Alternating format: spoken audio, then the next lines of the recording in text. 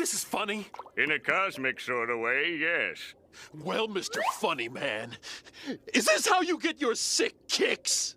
What? It's just an ordinary crabby... Oh my goodness! Squidward! Okay, but in all seriousness, before the video starts, I just want to clarify that I know I've been very absent, to say the least, when it comes to content creation.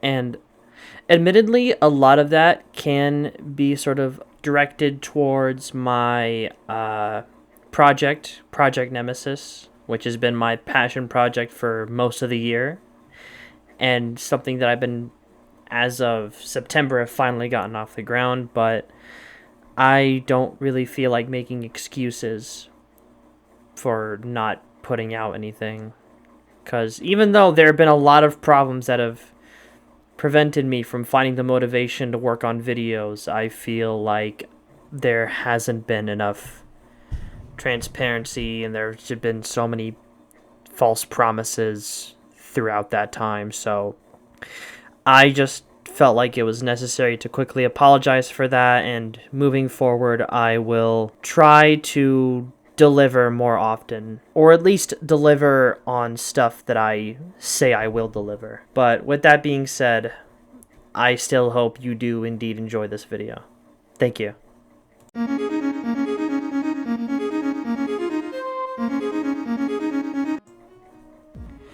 If you've been involved in the comic book scene in any way, shape, or form, then chances are you know about DC's Absolute Universe initiative.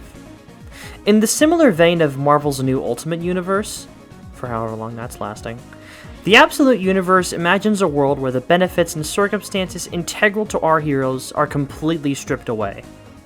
But as opposed to the Maker, an evil version of Reed Richards from the original Ultimate Universe sinking his hands into the new one and manually twisting it to snip the rise of heroes in the bud, the turmoil and struggle is built into the Absolute Universe, also known as the Elseworld's very core, with Darkseid embedding his negative energy into the very fabric of reality itself, and in turn, made it so that evil and despair was the driving force of order, and that heroism, true heroism, would be the opposing villainous force. Now, with that premise in mind, that brings us to Absolute Batman, a series written by Scott Snyder and illustrated by Nick Dragotta that requires little introduction. Going back to what I've said earlier, if you've been involved in the comic scene, you probably know about the Absolute Universe. But if you're even passing through anything resembling the Cape scene, you know Absolute Batman. Through Dragotta's incredible artwork, the heavy metal Batman, the huge bat symbol that can turn into a battle axe, the monstrous Batmobile, or the massive video game bosses of a rogues gallery that have you going from Batman is literally me to thanking God above every day that you are not Batman. Oh my God. Oh no, I ain't messing with you. Oh no. There's no possible way you haven't at least heard of it. And given that Absolute Batman as a series has sold 3 million copies, with each issue regularly becoming bestsellers as issue 1 hits its 10th reprint as of late 2025, it's safe to say that this series has really spoken to casual fans and dedicated readers alike, to the point of even attracting non-comic fans to see what all the hubbub is about. And if you're asking me, yeah, Absolute Batman's awesome. Not only is the art by Nick Dragotta stellar and the writing by iconic Batman writer Scott Snyder anything but exquisite, with how deeply both creators have managed to take the Batman mythos and completely shake it around and consistently bring new ideas to the table with every issue, it provides a breath of fresh air and examines Batman's world in a way we've never seen before. And the wild, yet genius reinterpretations of Batman's mythology is something that I really wanted to talk about above all else. So with the premise of the Absolute Universe stripping away many of the advantages that our heroes would usually be given in mind, what that means for Batman is that instead of being a billionaire philanthropist with years of training and discipline under his belt, Bruce Wayne is a blue-collar worker and a civil engineer who forged and invented many of his tools by hand. On this world, Bruce grew up in Crime Alley to a working-class family, with Martha Wayne, his mother, being a social worker and Thomas Wayne, his father, working as a teacher. During his childhood, he began and has since maintained lifelong friendships with Waylon Jones, Oswald Cobblepot, Edward Nygma, Harvey Dent, and Selena Kyle. After one of Bruce's inventions won a competition and landed them a trip to the Gotham Zoo, tragedy struck when a mass shooting occurred at the zoo, which ended up taking Thomas Wayne's life. Forever tainted by the tragedy and injustice that caused him to lose his father, Bruce trained both body and mind, as well as studying the city and the criminal element, partly through his childhood friends' various connections. And after a bit of trial and error fleshing out the methods for his war on crime, he finally became known as the Batman. Other than the unmatched brutality that comes with the absolute colossus that this Batman is, what I find really interesting is just how fundamentally different this Batman is compared to anything we've seen before. When the concept of a working-class Batman pops into your head, even though a lot of his gadgets would probably be way more thrown together, you still likely think of a very traditional Batman. Capes and batarangs and fisticuffs and lean physique and all. But Absolute Batman takes the idea, subjects it to death metal music, a copy of God of War 3, Monster Energy, and then proceeds to make it do the hokey pokey and shake it all around. Because when you're coming up with the idea of a Batman without his money, lacerating bat wings that can grab you, a bat symbol that, again, turns into a battle axe, and being built like Rob Liefeld's Friday Night Wet Dream is probably not where your mind goes. And as much as I was hesitant on the look of it at first, I genuinely love it for that.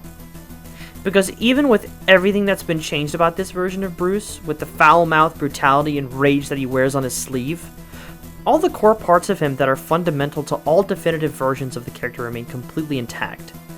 His preservation for human life, however far that may be stretched, his compassion for his city and its people, and what I believe is one of his main defining traits throughout the run, his willpower and his integrity.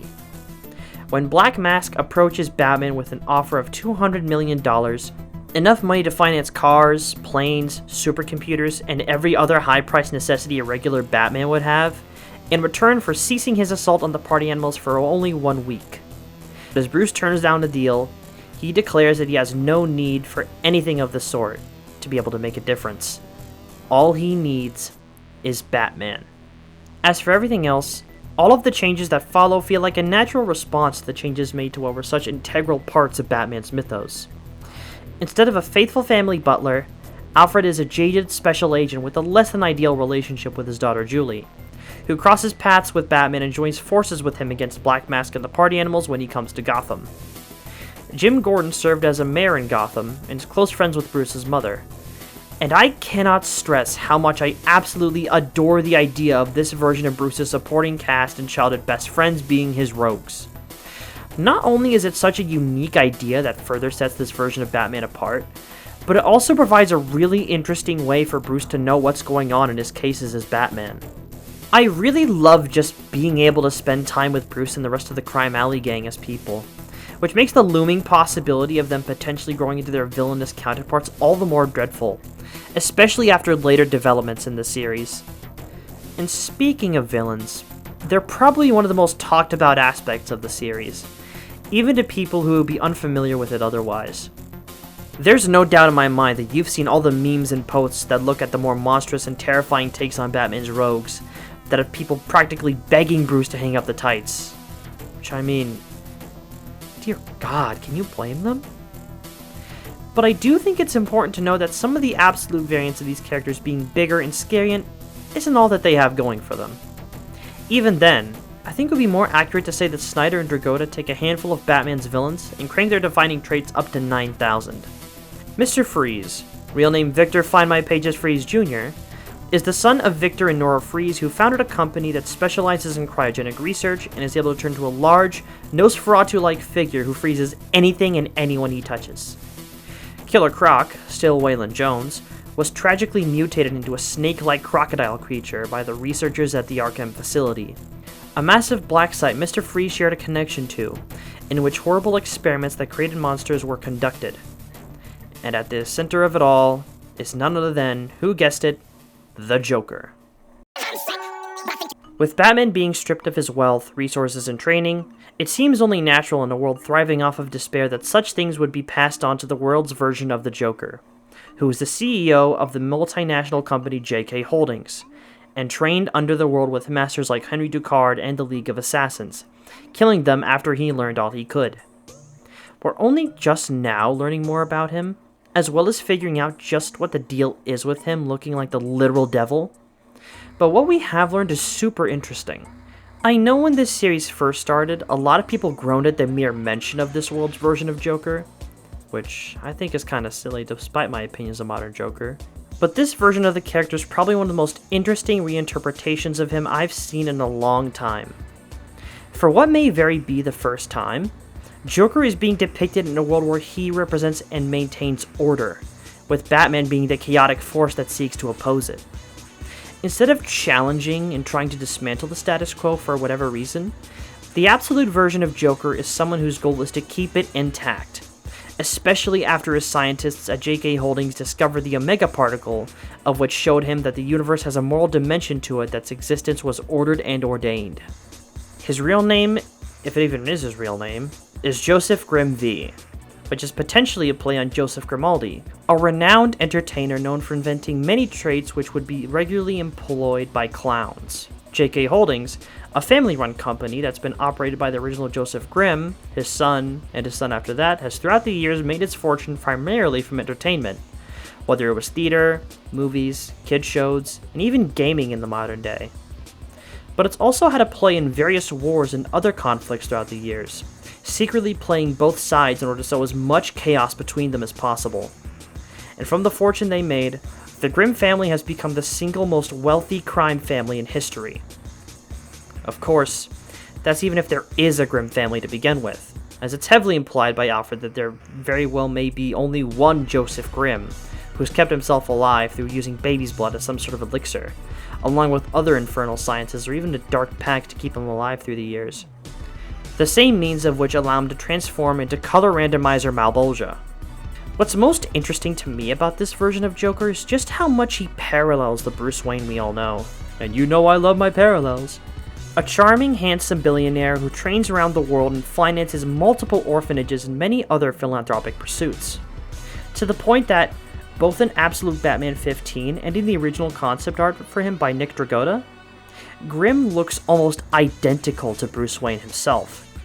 And not only that, but he has a butler, a mansion, and his own Batcave. In a premise like Absolute Batman, taking the things Bruce would usually have and straight up giving them to his arch nemesis is possibly the coolest approach you could take with Absolute Joker.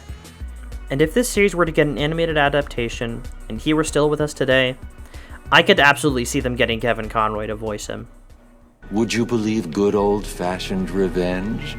To be honest, I don't care if you do. Wayne will suffer, and you will not stop me. I can see you have your hands full with Arkham City, but it's time for me to leave now. Pray we do not meet again. Next time, I will not be in such a generous mood. By the way, until we get any confirmation on who his butler is, I'm going to headcanon that it's Absolute Gaggy. But there's just one more villain that I've been itching to talk about. One of the many freaks of nature brought into this world through the arcs that Joker finances. One of those monsters being one of the biggest things that pushed me to make a video about Absolute Batman in the first place. Bane. For those who don't know, Bane is tied with Scarecrow as my absolute favorite Batman villain. Bane, while not nearly as direct of an opposite as Venom or Reverse Flash, has always been something of a dark mirror to Batman in my eyes. While their circumstances and methods are so different, their shared loss of innocence at such a young age and the way they chose to use that as fuel for their life puts them at diametrically opposite odds. If Joker wasn't a thing, there's no doubt in my mind that Bane would absolutely be next in line as Batman's nemesis. Bane's always been such a cool character to me, which is why it sucks that outside Nightfall and many of his other storylines, Bane never gets treated right to the point of him being delegated to just hired muscle. Which is why I'm really happy to report that Absolute Bane may just be one of the best versions of the character since his original story, if not being on par with it.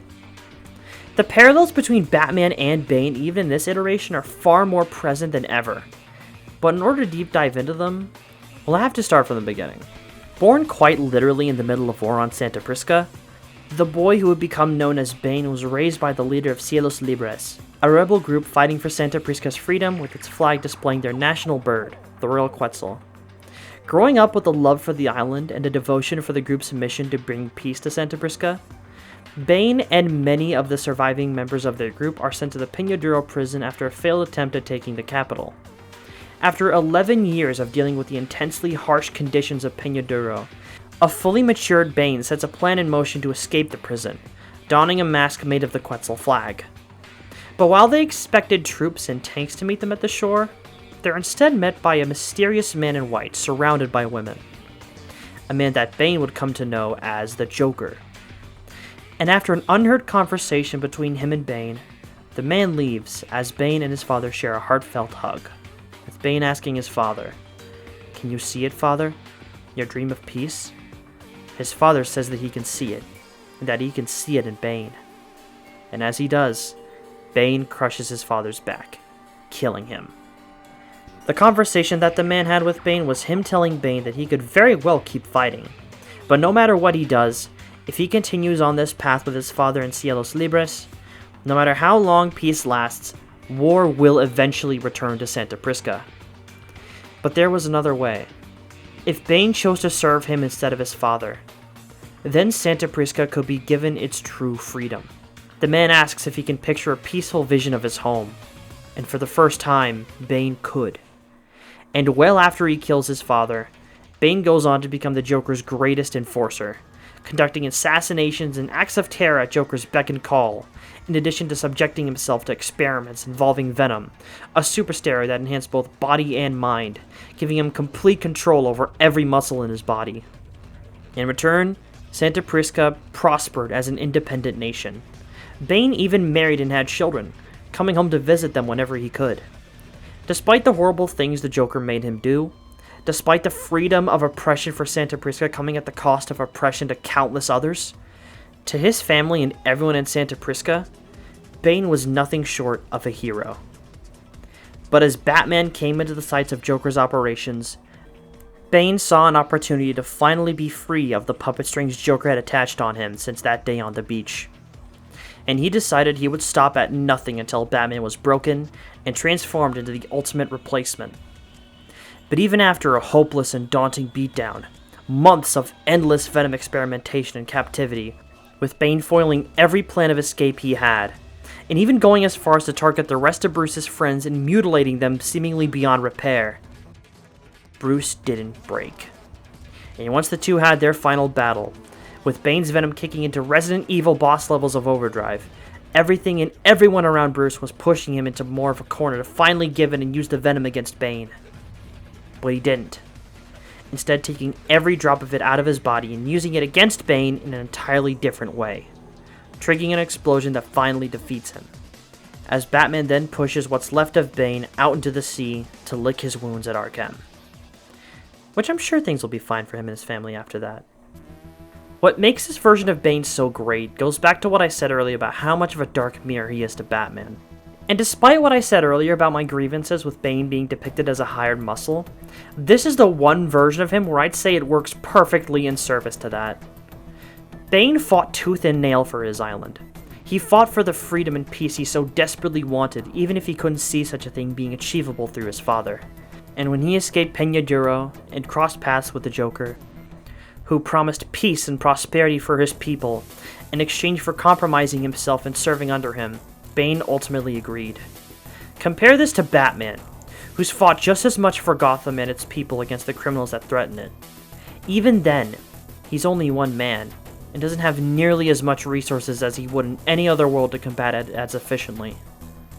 But when Black Mask comes to him with a similar offer of endless money and resources to finance his war on crime, he doesn't take it. Another thing I love is that despite the moral alignment of both characters, Batman is shown as the more loud and hot-headed fighter, whereas Bane is calm, collected, and very eerily polite. Both Batman and Bane were the product of their father's teachings and a loss of innocence at such a young age. But the difference is that Bruce never broke away from the morals bestowed onto him by his father, despite everything thrown at him, despite the whole world telling him to compromise or surrender, as is the very nature in which this world thrives upon. he never does. As Alfred puts it, for some soldiers, winning isn't the point. Some don't fight to win. They fight to fight. Bane is someone who fought to win. Someone who was willing to do whatever it took in order to achieve his goals and come out on top, even if it meant becoming the very thing he wanted to free his people from. But Batman never took the easy way out. At every turn, at every opportunity to win his battles, he chose integrity above all else. And he still came out on top in the end. And if I could choose one word to describe Absolute Batman, and what I believe is the most prevalent theme with this version of the character, it would be integrity. That's all I have to say on the comic for now, and I have to say I've been loving it every step of the way. Scott Snyder and Nick Dragotta have done such an amazing job at crafting an incredible story, so you can bet that I'm gonna sit tight for whatever comes next. Metal Gear. But until then, I'm Bat Spectre, and I'll be seeing you next time. Same Spectre time, same Spectre channel.